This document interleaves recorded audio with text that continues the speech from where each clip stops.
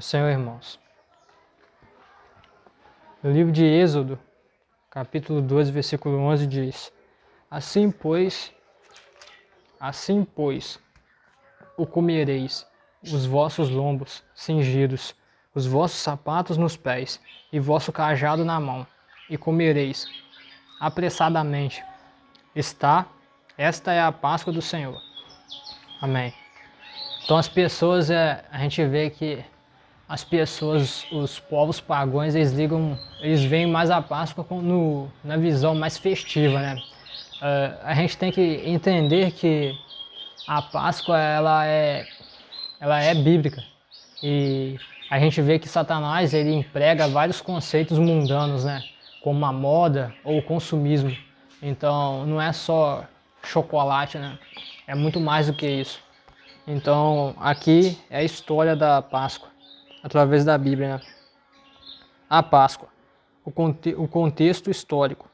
Desde que Israel partiu do Egito em cerca de 1445 anos antes de Cristo, o povo hebreu, posteriormente chamado judeus, celebra a Páscoa todos os anos na primavera, em data aproximada da Sexta-feira Santa. Depois de os descendentes de Abraão, Isaque e Jacó passarem mais de 400 anos de servidão no Egito, Deus decidiu libertá-los da escravidão. Suscitou Moisés e o designou como o líder do êxodo. Em obediência ao chamado de Deus, Moisés compadeceu perante Faraó e lhe transmitiu a ordem divina: Deixa o meu povo ir, para conscientizar Faraó da seriedade dessa mensagem da parte do Senhor. Moisés, mediante o poder de Deus, invocou pragas com julgamentos contra o Egito. No decorrer de várias dessas pragas, Faraó concordava em deixar o povo ir, mas, a seguir, voltava atrás, uma vez a praga suscitada. Soou a hora da 10ª e derradeira praga, aquela que não deixaria aos egípcios nenhuma outra alternativa, senão a de lançar fora os israelitas. Deus mandou o anjo destruidor através da terra do Egito para eliminar todo o primogênito, desde os homens até os animais. Visto que os israelitas também habitavam no Egito, como poderiam escapar do anjo destruidor? O Senhor emitiu uma ordem específica a seu povo. A obediência a essa ordem, cada família tinha de tomar um cordeiro macho de 1 ano de idade, sem defeito, e sacrificá-lo ao entardecer do dia 14 do mês Abide. Famílias menores podiam repartir um único cordeiro entre si. Parte do sangue do cordeiro sacrificado aos israelitas deviam aspergir nas 2 ombreiras e na verga da porta de cada casa. Quando o destruidor passasse por aquela terra, ele passaria por cima daquelas casas que tivessem o sangue aspergido sobre elas. Daí o termo Páscoa, do hebreu Pessah, passar, que significa pular além da marca, passar por cima ou poupar.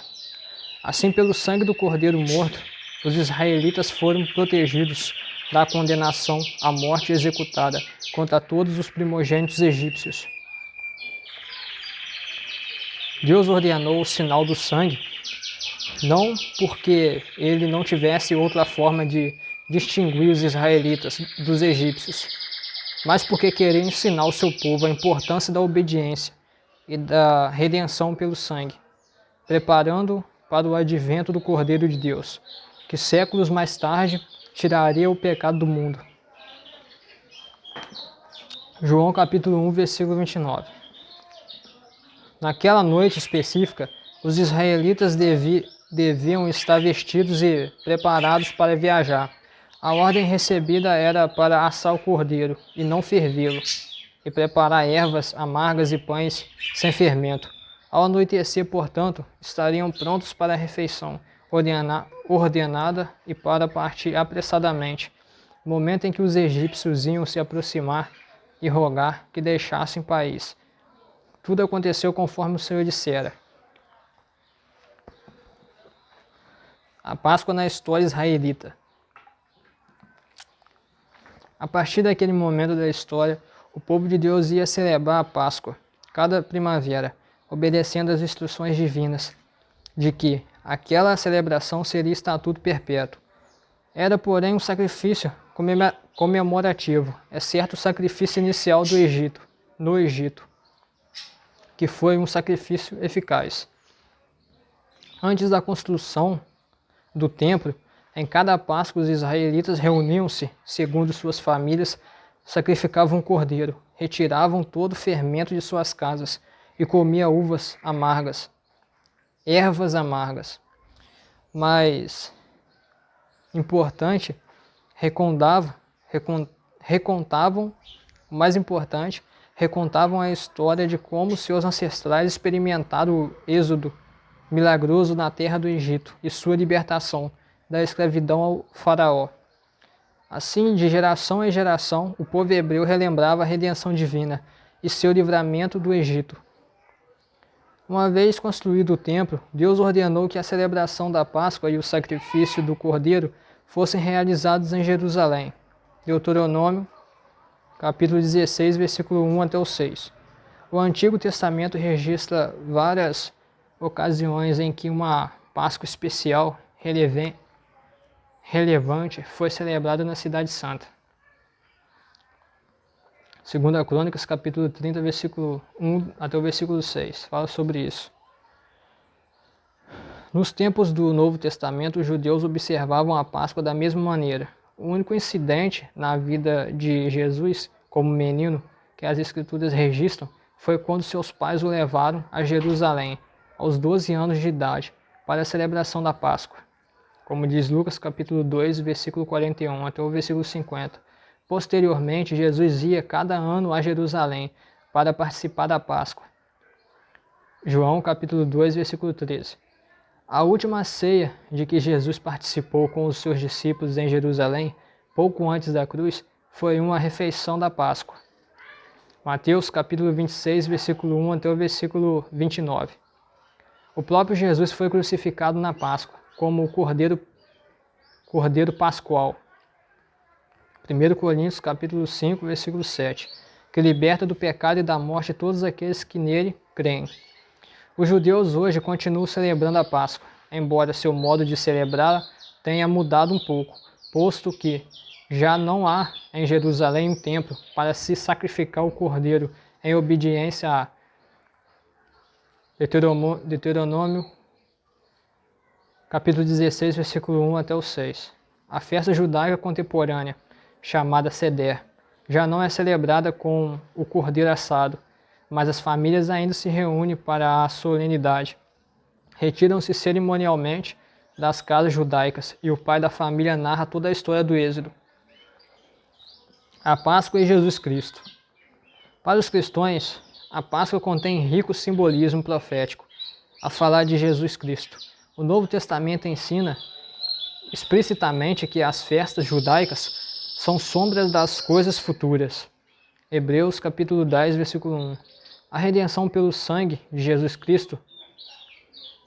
Note os seguintes itens em Êxodo capítulo 12, que nos fazem lembrar do nosso Senhor e do seu propósito para conosco. O amargo do evento da Páscoa era a graça salvadora de Deus.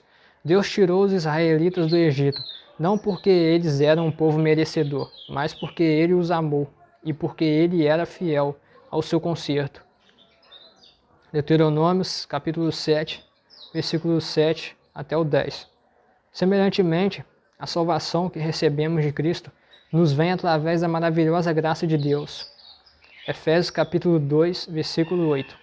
O propósito do sangue aplicado às vegas das portas era salvar da morte o filho primogênito de cada família.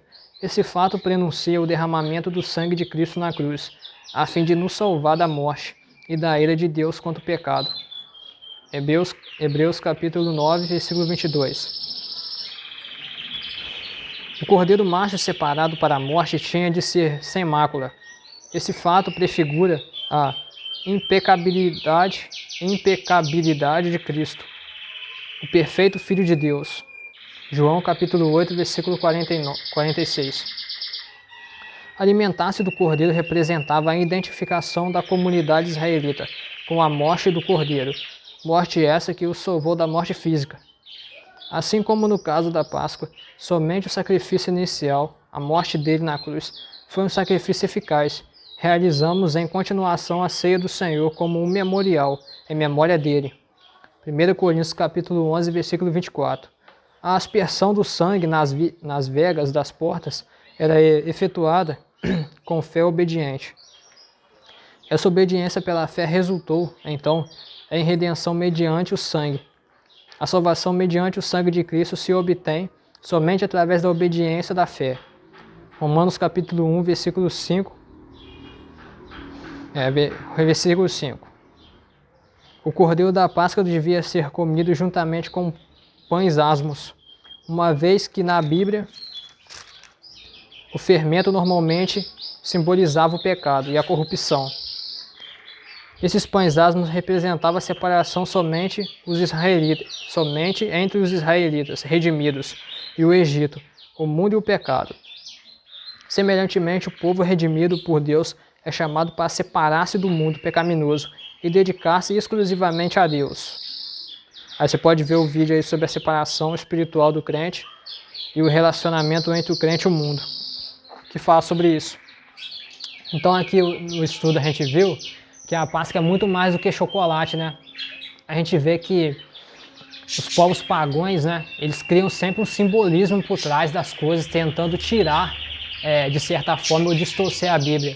A Páscoa simboliza, né, o Cordeiro de Deus, né, e não um coelho que bota ovo.